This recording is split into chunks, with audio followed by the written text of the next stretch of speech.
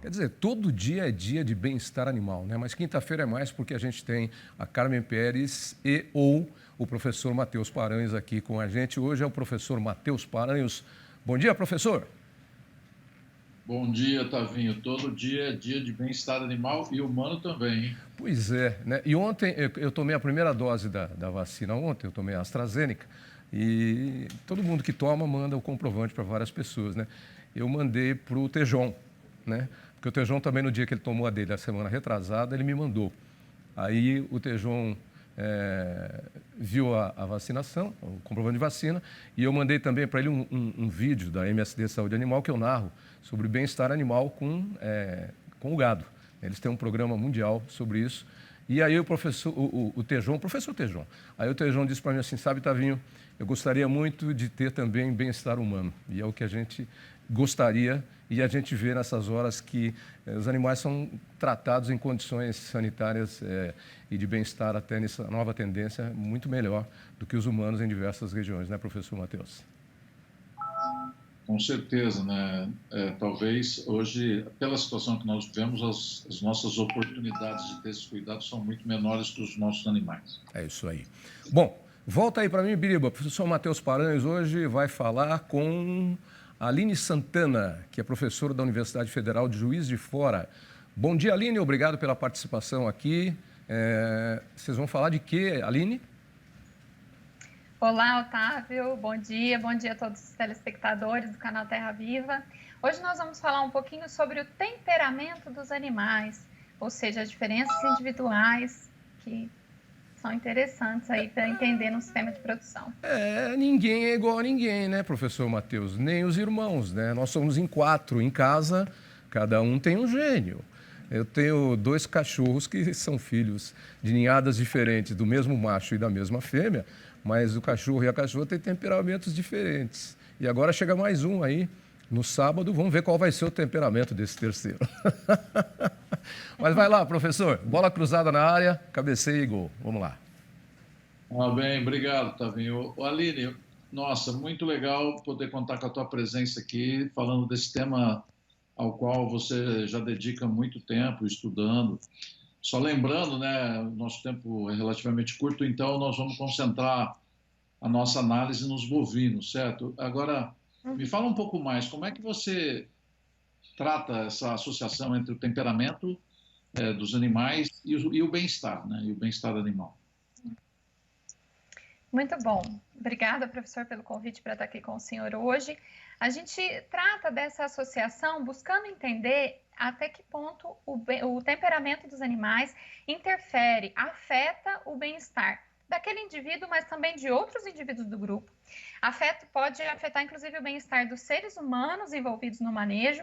A gente sabe o que pode acontecer durante o manejo de um lote de animais muito agitados ou muito agressivos, então eles podem colocar em risco a eles mesmos, as pessoas, os manejadores ou os tratadores. E hoje a gente já está caminhando para uma linha que a gente investiga, inclusive, as implicações para o meio ambiente. Então, o bem-estar do meio ambiente pode estar implicado também quando eu tenho animais de temperamento muito reativo, muito agressivo.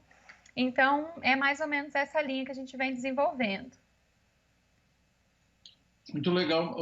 Aline, eu acho que o pessoal que está nos ouvindo gostaria de entender melhor o que é temperamento, afinal de contas. Perfeito, ótima pergunta, professor. O temperamento a gente pode entender como sendo a individualidade, que nas pessoas a gente chama de personalidade. Então, é a índole de cada animal. Quando eu conheço, quando eu estou próximo dos animais, eu percebo que um não é exatamente igual ao outro no seu comportamento. Alguns tendem a ser mais calmos, outros mais agitados, outros mais tímidos, mais agressivos. E quando eu junto todas essas tendências comportamentais, isso me dá o temperamento, ou como aquele animal é, qual a sua individualidade.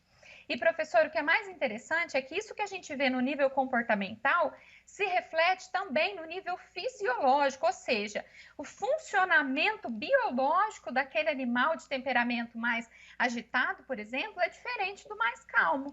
Então, eu posso ter um animal de metabolismo diferente em função do seu temperamento. Tá? Então, é isso que a gente entende como sendo temperamento. Então, você está dizendo que além de influenciar o bem-estar, também está influenciando respostas produtivas, crescimento, reprodução e até as funções imunes, a capacidade dele resistir a esses agentes patogênicos, aí, bactérias, vírus, por exemplo? Perfeito. É justamente isso que a gente busca entender melhor no animal. Então, é abrir essa caixa preta, que é o funcionamento biológico, a fisiologia do animal, para tentar desvendar até que ponto o temperamento está sendo responsável pelas diferenças que a gente observa, por exemplo, no ganho de peso. Então, por que o ganho de peso varia mais ou menos num determinado lote? Parte dessa variação pode se dever ao temperamento dos animais. Então, eu tenho animais muito agitados ali, ou animais que não se adaptaram bem numa condição de confinamento, por exemplo, em função desse seu temperamento mais estável, mais agitado, mais medroso. Isso pode influenciar crescimento. A gente tem dados mostrando que isso influencia na reprodução, por exemplo, vacas da raça Nelore submetidas à IATF, a gente encontrou diferença de 10% nessa taxa devido a temperamento. Então, isso porque os hormônios da reprodução ali são distintos nesses animais mais calmos, mais reativos. Isso afeta também a partição de energia no animal. Então, como o animal, por exemplo, uma vaca leiteira, de temperamento mais agitado, mais nervoso, ela pode direcionar menos energia do alimento que ela consome para a lactação do que uma vaca mais tranquila. Tá? Então, é isso. É muito interessante, apesar de complexo. Como é que você faz para medir isso? Porque você está avaliando, você deve estar medindo de alguma forma, né, Aline?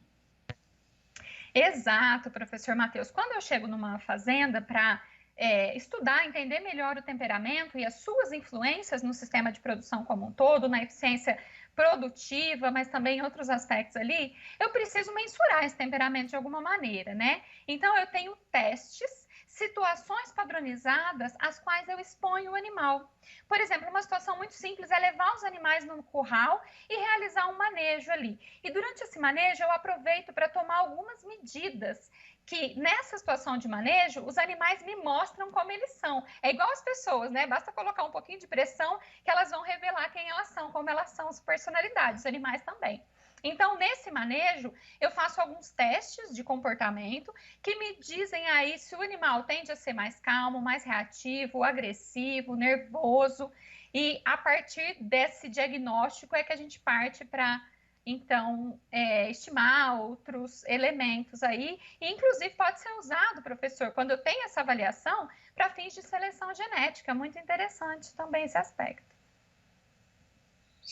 Bom, essa possibilidade de selecionar animais com melhor temperamento é bem interessante, mas tem alguma outra forma de mudar o temperamento de um animal ou é só por esse caminho da seleção genética?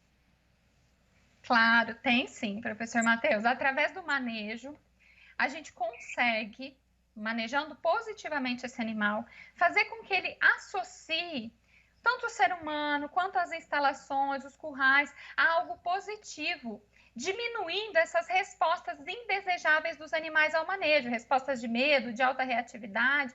Então, quando eu faço um bom manejo, aplico as boas práticas de manejo, manejo racional, eu consigo melhorar o temperamento dos animais. Há também algumas técnicas específicas para isso. Por exemplo, o treinamento de novilhas para uma primeira ordenha é uma forma de tentar com essas variações de temperamento que existem entre elas. Por exemplo, algumas naturalmente, pelo comportamento delas, já entrariam mais facilmente na ordenha. Outras não, dão mais trabalho, porque tem temperamento mais reativo.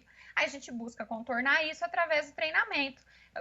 São protocolos, né, que a gente aplica, então podemos prestar mais informações sobre isso, mas são longos para eu explicar tudo aqui. Mas, enfim, assim como através do manejo melhorar. E isso é mais eficiente quando aplicado no animal jovem. Então, desde o nascimento do bezerro ou da bezerra, já ir aplicando as boas práticas de manejo, que eu vou ter um animal adulto de temperamento mais calmo, é isso que a gente espera.